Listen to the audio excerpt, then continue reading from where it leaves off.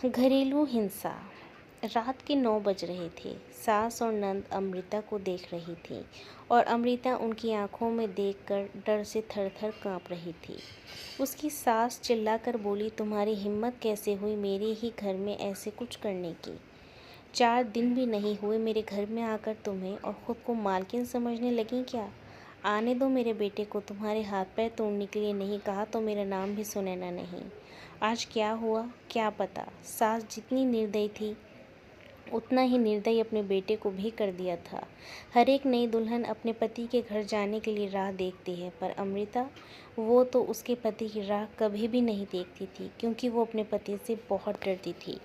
मन ही मन में भगवान का जाप जप रही थी कि उसका पति आज घर पर आए ही नहीं।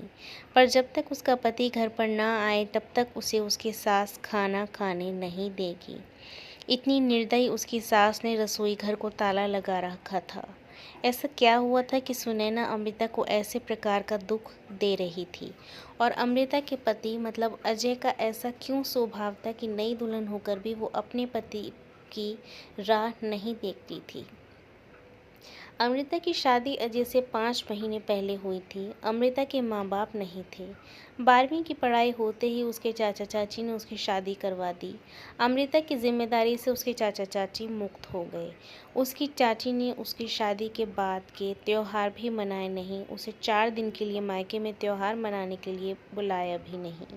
उसकी शादी करके बस जिम्मेदारी से छुटकारा पा लिया। अमृता के ससुराल में उसकी सास सुनैना, पति अजय और नंद मोनिका, जिसकी शादी पक्की करके सगाई कर दी थी, छोटा सा परिवार था। सुखी और शांतिपूर्ण गृहस्थी के सपना लेकर अमृता इस घर में आई थी। पर सपना तो सपना ही होता है ना। हर समय सपना सच होना कब मुमकिन होता है। उसका भी सुखी गृहस्थी का सपना तो सपना ही रह गया। अमृता की उम्र 18 की पूरी हो गई थी और अजय 30 का था। दोनों के बीच 12 साल का अंतर था। सास सुनैना ने अमृता के लिए 10 नियम बनाए थे। सुबह 4 बजे उठकर पूरे घर की साफ सफाई करना, बाद में नहाकर भगवान की पूजा करने के बाद रसोई में जाना, हमेशा सर पर पल्लू रखना, सबसे पहले खाना ना खाना, मतलब सबके खाने के बाद भी अमृता खा सकती थी। ऐसे और भी कितने नियम कायदे सुनैना ने अमृता के लिए बनाए थे। अमृता को ये नियम पालन करने ही पड़ते थे, पर अभी उसकी उम्र ही क्या थी। उस वक्त उसके हाथ से अगर भूल हो भी जाती तो उसका पति या उसकी सास या फिर उसकी नंद उसे सज़ा ही देते थे। उसे मारने की भी कोई कमी नहीं रखते थे। उससे 5 साल बड़ी नंद मोनिका उस पर हाथ उठाने के लिए आगे पीछे भी नहीं सोचती थी। शादी को 10-12 दिन हुए थे। हर रोज़ अजय 8 बजे तक आ जाता था, पर उस दिन 10 बज गए थे तब भी अजय आया नहीं था। अमृता को बहुत ज़ोर की भूख लगी थी। उसने खुद के लिए थाली बनाई और रसोई में खाने के लिए बैठी। अभी पहला ही निवाला मुंह में डाल रही थी कि तभी उसकी सास ने देख लिया। उस पर उसकी सास बहुत चिल्लाई, वो अमृता से सहन नहीं हुआ। तभी अमृता बोली, वो अभी तक नहीं आए, मुझे बहुत भूख लगी थी इसलिए खाने के लिए बैठी। सास कुछ बोलने वाली थी, तभी मोनिका आगे आई और अमृता को चांटा मार दिया। तुम्हारी हिम्मत कैसे हुई मेरी माँ के सामने बोलने की? तुम्हारे घर में खाना नहीं मिलता था क्या तुम्हें? मेरा भाई तुम्हारा पति है, उसकी राह नहीं देख सकती तुम? अरे औरतें अपने पति के लिए क्या क्या नहीं करती हैं। उतने में सास बोली, रहने दे मोनिका, क्यों इसको संस्कार सिखा रही है? माँ बाप तो रहे नहीं, चाचा चाची ने ऐसी लड़की हमारे पल्ले बांध दी। रहने दे तू, चल बाहर। मैं ही रसोई में ताला लगा देती हूँ। और उसे रसोई से बाहर धकेल कर ताला लगा दिया। अमृता आंखों में आंसू लेकर बस देखती ही रह गई। 11:30 बजे अजय घर आया। तभी सुनैना और मोनिका ने मिर्च मसाला लगाकर अमृता के खिलाफ अजय को भड़काया। वो तो माँ का भक्त। इतना ही सुनकर उसने गुस्से में आकर अमृता को थप्पड़ मारा। अभी आज की ही बात ले लो, अमृता रसोई घर में खाना बनाकर सुनैना और मोनिका को खाना दे रही थी। दोनों हॉल में टीवी देखते देखते खाना खा रही थी और इधर अमृता एक एक गरम गरम रोटी उनको परोस रही थी। आज सुबह अमृता को सिर्फ एक ही रोटी उसकी सास ने खाने को दी थी। अमृता को बहुत ज़ोर की भूख लग रही थी, पर अजय तो 10 बजे के पहले आने वाला नहीं था। पर अमृता को भूख सहन नहीं हो रही थी। सास और मोनिका का खाना खाने के पहले, रसोई घर को ताला लगाने से पहले अमृता ने जल्दी से रोटी अपने पल्लू में बांध कर रखी थी। जब माँ बेटी का खाना होने के बाद उन्होंने अमृता को बाहर निकालकर रसोई घर में ताला लगा दिया और दोनों उनके रूम में आराम करने के लिए निकल गईं। उसने पल्लू में बंधी हुई रोटी निकाली और रोटी वैसे ही बिना सब्जी के खाने लगी। रोटी खाते खाते उसकी आंखों से आंसू बह रहे थे।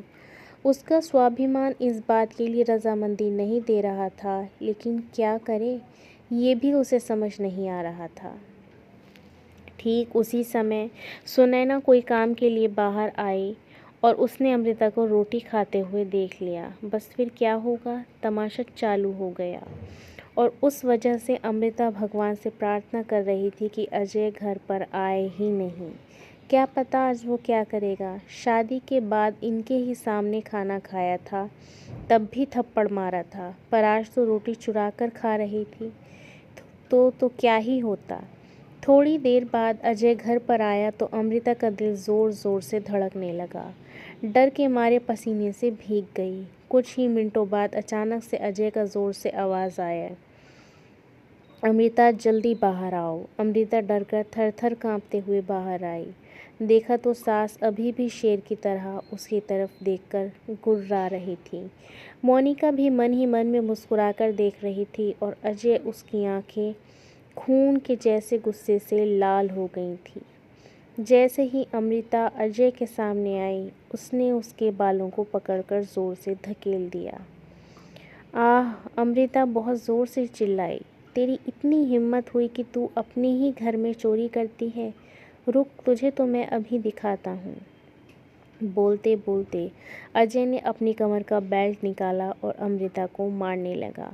अमृता ज़ोर ज़ोर से रोते हुए, दर्द से चिल्लाते हुए उसकी माफ़ी मांग रही थी, पर उसके पति को और घर में रहने वाले 2 औरतों को उसकी दया नहीं आई। अमृता को सहन नहीं हो रहा था, तभी उसने अजय को धक्का दिया और घर के बाहर भागने लगी। तभी अरे पकड़ो उसे, बाहर कहाँ चली गई, सुनैना अजय को बोली। तभी अजय बोला, जाने दो माँ, भाग भाग कर जाएगी कहाँ?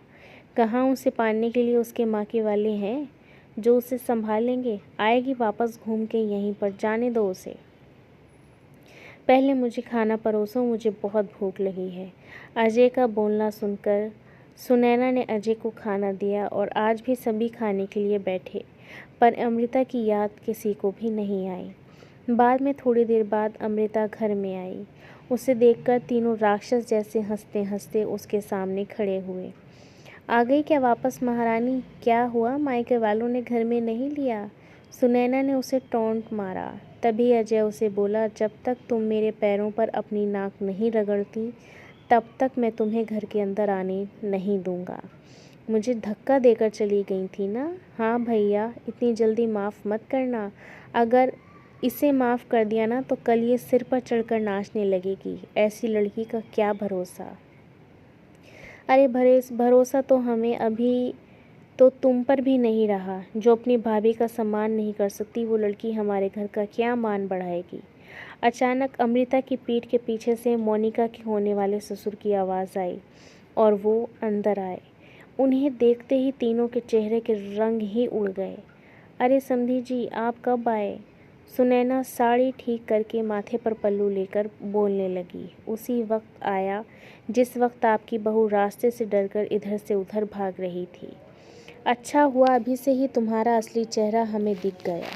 ये आया नहीं तो हमारे घर की बर्बादी शुरू होती अगर ऐसी बहू हमारे घर आती। मोनिका के होने वाले ससुर उसकी तरफ हाथ दिखाकर बोले, नहीं नहीं, आपको कोई गलतफहमी हो गई है पापा। आप अंदर तो आइए, मैं आपको सब समझाती हूँ। मोनिका ऐसे बोली तो उसके ससुर बोले, कौन से पापा? किसके पापा? माफ़ करो, हमें अब आपके साथ कोई भी रिश्ता नहीं करना। और जो आपको समझाना है ना वो बाहर खड़े पुलिस को बताना। अचानक पीठ के पीछे से पुलिस अंदर आई। पुलिस को देखकर उन तीनों की बोलती ही बंद हो गई। क्या बोले कुछ समझ नहीं आ रहा था।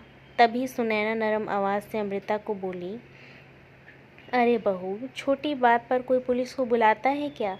छोटी सी गलतफहमी हो गई है ना। और ऐसी छोटी बड़ी परीक्षा हर एक औरत को शादी के बाद देनी ही पड़ती है। और ये तो तुम्हारा ससुराल है ना। ससुराल वालों का मान रखना तो तुम्हारा कर्तव्य है बेटा। माफ़ कीजिए सासू जी, मुझे ऐसी परीक्षा देने का कोई शौक़ नहीं है। मैंने शादी थप्पड़ खाने के लिए नहीं की थी। और ये ऐसा कैसा ससुराल है जहाँ मुझे रोटी भी चुरा कर खानी पड़ती है? आपने मुझे कमज़ोर समझा था क्या? मेरा मायका नहीं है पर मैं कमज़ोर नहीं हूँ। अभी यही संस्कार अपने बच्चों को जेल में देना। अंत में पुलिस ने उन तीनों को पकड़कर जेल के अंदर डाला। मोनिका के ससुराल वालों ने शादी तोड़ दी और अमृता को एक स्वयं सेवक संस्था ने आगे जाने का मार्ग दिखाया। अमृता संस्था के साथ में काम करके लोगों को घर में होने वाली घरेलू हिंसा के बारे में जागरूकता फैलाने लगी।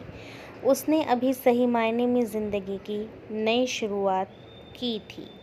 दोस्तों, अगर आपको ये कहानी पसंद आई तो हमारे चैनल को ज़रूर सब्सक्राइब करना और वीडियो को ज़रूर लाइक करना। धन्यवाद। मिलते हैं आपसे नई वीडियो में।